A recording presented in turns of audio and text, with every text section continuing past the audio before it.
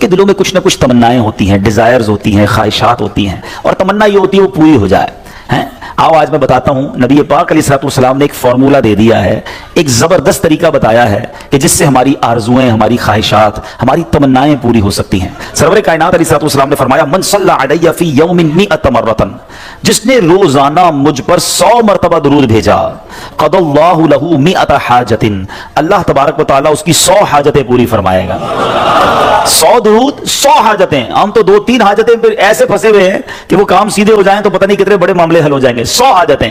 اچھا پھر کرم نوازی دیکھو، اللہ کریم ہے نا، بندوں پر مہربان ہے، وہ زیادہ جانتا ہے، بہتر جانتا ہے کون سی چیز ہمارے لیے کتنی ضروری ہے.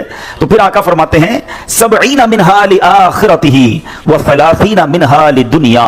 آقا فرماتے ہیں ان میں 70 آخرت کی اور 30 دنیا کی حاجات ہوں گی. دنیا میں 30 حاجتیں پوری ہو جائیں گی اور آخرت کی 70 حاجتیں پوری ہوں گی. اور کرنا کیا ہے، محنت کیا کرنی ہے، کوشش کیا کرنی ہے، صرف 100 بار درود پاک پڑھنے والے کو یہ اجر ملتا ہے. تو اے میرے پیچھے اسلامی بھائیوں، چلتے پھرتے اٹھتے بیٹھتے آج کل سوشل میڈیا پہ گھنٹوں ہمارے وقت گزر رہے ہیں، اس سے بچیے اور درود پاک اپنی زبان پر جاری رکھیے. پھر دیکھیں انشاءاللہ.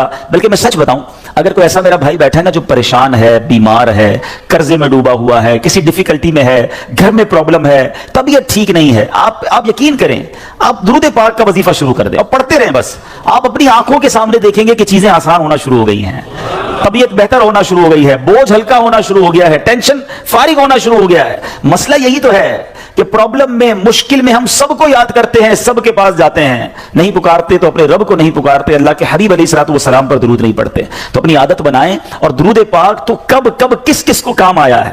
اگر میں یہ کہوں نا کہ میری اور آپ کی دنیا میں آمد کا ایک سبب بھی ہم سب کی جو تخلیق ہوئی ہے، ہمارے جد امجد کون ہیں، ہم کس کی اولاد ہیں؟ حضرت آدم علیہ السلام کی. اچھا ماشاءاللہ، حضرت آدم یعنی ہماری امی حضور پھر کون ہوئی؟ بی بی حوا. ماشاءاللہ اتنا تو پتا ہے نا. حضرت آدم اور بی بی حوا کا رشتہ کیسے ہوا آپ کو پتا ہے؟ یہ نکاح کیسے ہوا، یہ رشتہ ہوا، یہ جوڑا بنا تو یہ سلسلہ بنی آدم شروع ہوا نا، اولاد شروع ہوئی اور بڑھتے آج ہم سارے دنیا میں آ گئے. ہمیں آدمی کہا کیوں جاتا ہے؟ ہم حضرت آدم علیہ السلام کی اولاد ہے نا. اب آؤ بتاتا ہوں، یہ پہلا نکاح، یہ پہلا رشتہ، یہ پہلا جو جوڑا بنا وہ کیسے بنا. سبحان اللہ. اب اس کے بارے میں یہ آتا ہے کہ جب علامہ نبہانی رحمۃ اللہ تعالی نقل کرتے ہیں کہ جب اللہ عز و جل نے حضرت آدم علیہ السلام کو پیدا کیا، انہوں نے آنکھیں کھولی تو عرش پر اس میں محمد صلی اللہ علیہ وسلم لکھا ہوا دیکھا. حضرت آدم کے دنیا میں آنے سے پہلے ہی میرے آقا کا چرچا ہے، نبی پاک کا نام عرش پر لکھا ہوا ہے. اب عرض کی اے میرے رب، کیا مجھ سے بڑھ کر بھی تیری بارگاہ میں کوئی عزت والا ہے، معزز ہے؟ حضرت آدم اللہ سے پوچھ رہے. ارشاد فرمایا ہاں، یہ نام تیری اولاد میں سے ایک نبی علیہ الصلوۃ والسلام کا ہے جو تجھ سے بڑھ کر میرے یہاں معزز ہے. حضرت آدم سے کہا جا رہا ہے کہ تجھ سے بڑھ کر میرے یہاں معزز ہیں. اگر وہ نہ ہوتے تو میں نہ آسمانوں کو پیدا کرتا، نہ زمین کو، نہ جنت کو، نہ جہنم کو. پھر جب اللہ عز و جل نے ان کی پسلی سے حضرت حوا رضی اللہ تعالی عنہا کو پیدا کیا تو آدم علیہ الصلوۃ والسلام نے انہیں دیکھا، ایسی مخلوق کہ جس کے مشابہ کوئی اور مخلوق نہ تھی. اللہ عز و جل نے حضرت آدم علیہ الصلوۃ والسلام میں خواہش بھی پیدا کی. تو انہوں نے عرض کی الہی یہ کون ہے؟ فرمایا حوا رضی اللہ تعالی عنہا. عرض کی مولا میرے ساتھ جوڑا بن جائے. ارشاد ہوا تم اس کا مہر ادا کرو. عرض کی مولا مہر کیا ہے؟ ارشاد فرمایا اس نام والے پر 10 مرتبہ درود بھیجنا ہے. جس کا نام عرش پہ دیکھا ہے نا، اس کے نام پر 10 بار اس نام والے پر درود بھیجو. تو کہا اے اللہ میں نے ایسا کر لیا تو کیا میرا جوڑا ہو جائے گا، میرا جوڑا بن جائے گا؟ فرمایا ہاں. اب حضرت آدم علیہ الصلوۃ والسلام نے 10 بار درود پاک پڑھا اور یہ مہر بنا حضرت آدم علیہ الصلوۃ والسلام اور بی بی حوا رضی اللہ تعالیٰ عنہ کے درمیان جوڑا بننے کا رشتہ ہوا. اور اس کے بعد یہ ساری کائنات میں جو ہم دنیا میں آئے تو گویا پتہ چلا کہ وجہ تخلیق کائنات، یہ تو اس حدیث سے بھی پتہ چل گیا کہ نبی پاک علیہ الصلوۃ والسلام کے لیے یہ کائنات بنائی گئی. اور سبحان اللہ، حضرت آدم علیہ الصلوۃ والسلام کا جو بی بی حوا سے جوڑا بنتا ہے اس کا مہر بھی نبی پاک پر درود پڑھنا ہے. اب سوچئے کب سے نبی پاک پر درود بھیجا جا رہا ہے، کب سے میرے آقا کا چرچا ہے. اللہ اکبر. شاعر لکھتے ہیں نا کہ یہ کائنات بنائی کیوں گئی، اتنی سجائی کیوں گئی. سبحان اللہ. وہ کہتے ہیں کہ خدا کیوں نہ کرتا آرائشیں بزم انکا میں، خدا کیوں نہ کرتا آرائشیں دنیا کے ساما میں،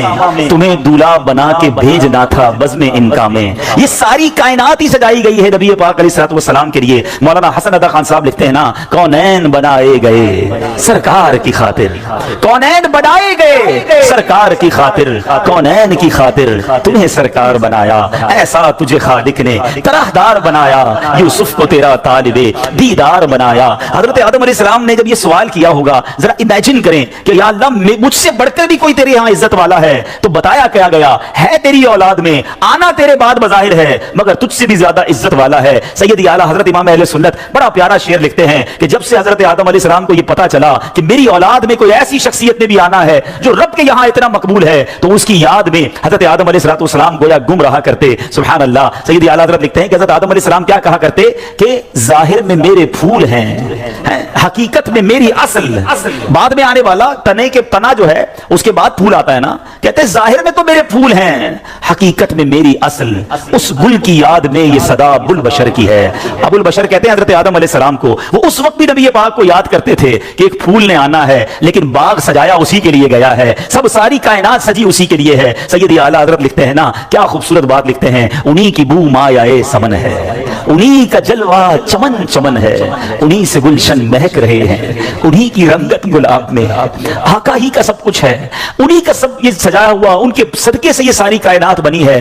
اللہ بس نبی پاک کا سچا، نبی پاک علیہ السلام کے روضے کے باہر، ان کی قبر منور کے باہر ایک دربان ہے، ایک میسنجر ہے جو آقا کو پیغام پہنچانے والا ہے۔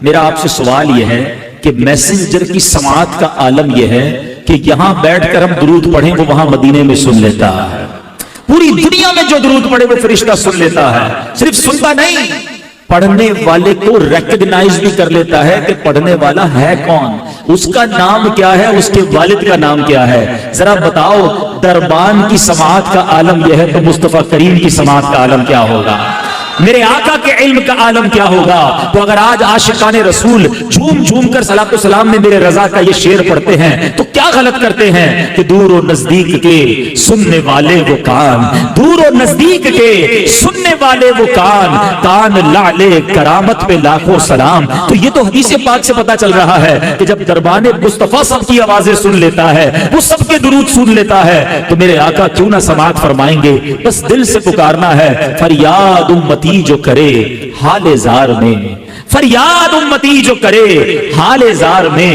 ممکن نہیں کہ خیر بشر کو خبر نہ ہو، واللہ وہ سن لیں گے، فریاد کو پہنچیں گے۔ اتنا بھی تو ہو کوئی جو آہ کرے دل سے، بس دل سے پکارنے کی دیر ہے، کام بن جانے ہیں۔ مجھے سچ بتاؤ ایک امتی کے لیے اس سے بڑی کیا سعادت ہوگی، وہ ادھر درود پڑے ادھر فرشتہ اس کا نام بارگاہ رسالت میں پیش کرے، اور صرف تیرا نام نہیں میرے والد کا نام بھی پیش کرے، اور میں جتنی بار درود پڑھوں اتنی بار پیش کرے، میں 100 بار درود پڑھوں 100 بار میرا نام نبی پاک کے دربار میں جائے۔ دیکھو دنیا کا بھی دستور ہے کہ جب کوئی فقیر، جب کوئی بھکاری در پہ بار بار آئے نا، ہمارے گھر پر بھی آئے، ہم کہتے ہیں یہ روز آتا ہے اس کا کام کر دو۔ اللہ اکبر، جس کی حاضری روز بارگاہ رسالت میں لگتی ہوگی، جو دن میں کئی بار درود پڑھتا ہوگا اور فرشتہ اس کا نام دربار رسالت میں پہنچاتا ہوگا، کبھی تو میرے آقا فرشتوں سے فرمائیں گے چلو میرے غلام کا کام کر دیتے ہیں، ہمیں روز یاد کرتا ہے۔ اور کیا خوبصورت بات شاعر لکھتے ہیں، ہمیں تو ایک ہی توجہ چاہیے نا، یاد رکھو اگر اٹھ گئی ایک نظر، بس ہمیں تو ایک توجہ چاہیے، آقا بس ایک بار توجہ فرما لیں، یاد رکھو اگر اٹھ گئی ایک نظر، جتنے خالی ہیں سب جام بھر جائیں گے، پھر سارے کام سیدھے ہو جانے ہیں۔ میرے بھائی یہاں بیٹھے ہوں گے جو مشکل میں ہوں گے، پریشانی میں ہوں گے، بیماری میں ہوں گے، قرضے میں ہوں گے، گھبراؤ نہیں، درود پڑھتے رہا کرو، نبی پاک کی توجہ ہونے کی دیر ہے۔ امام عشق و محبت اعلیٰ حضرت سمجھاتے ہیں، پریشان ہونا، ڈیفیکلٹی میں ہو، سنو، قسمت میں لاکھ پیچ ہوں 100 بل 1000 کج، قسمت میں لاکھ پیچ ہوں 100 بل 1000 کج، آقا یہ ساری گتھی ایک تیری سیدھی نظر کی ہے، بس نبی پاک کی نظر پڑنے کی دیر ہے، سارے کام سیدھے ہو جانے ہیں۔ درود پاک پڑھنے کے بے شمار فضائل و برکات ہیں، اور درود پاک کے فضائل میں واقعات بھی بڑے کمال کے ملتے ہیں۔ درود پاک کی کے اوپر ایک بڑی مشہور و معروف ورلڈ فیمس بک ہے دلائل الخیرات شریف، اور یہ بڑی مبارک کتاب ہے، جنہوں نے لکھی وہ بھی بڑی مبارک ہستی ہیں، حضرت سلیمان جزولی رحمۃ اللہ تعالی علیہ۔ اور اس کتاب کے جو بلیسنگز ہیں، اس کی جو برکتیں ہیں، پڑھنے والوں کو جو ملا اور ملتا جا رہا ہے، اس کا کمال ہی اور ہے۔ ایک بڑا ایمان افروز واقعہ ہے، اور یہ امیر اہل سنت کو جو دعوت اسلامی کے فاؤنڈر ہیں مولانا الیاس قادری صاحب، ان کو کسی نے سنایا تھا۔ کتیانہ जूनागढ़ स्टेट, ये इंडिया के जिस वक्त पाक व हिंद साथ था उस ज़माने का ये वाक़या है। तो उसमें एक बड़ा ज़बरदस्त आशिक रसूल रहता था और वो दुरूद पाक बहुत पढ़ता था, उसको पूरी दलाइलुल खैरात शरीफ ज़बानी याद थी। और वो क्या करता था, वो संग तराशता, वो पत्थरों को तराशता था, स्टोन का काम था। तो एक पत्थर तराशता था तो दलाइलुल खैरात शरीफ का एक बाब पूरा पढ़ लिया करता था, इतना उसका दलाइलुल खैरात शरीफ का विर्द था। अब उस आशिक रसूल की किस्मत जाग उठी, एक बार वो रात को सोया तो ख्वाब में नबी पाक अलैहिस्सलाम की ज़ियारत नसीब हुई और प्यारे आका अलैहिस्सलाम ने एक गुंबद खजरा के साथ जो मीनार था, उस मीनार का एक पत्थर जो था, एक किंगरा जो था, वो शिकस्ता था, टूटा हुआ था। तो नबी पाक अलैहिस्सलाम ने फरमाया, दीवाने ये देखो, हमारे नूर बार मीनार का जो स्टोन है, जो किंगरा है, वो शिकस्ता हो गया है, हमारे मदीने आओ और आकर इसको बना दो।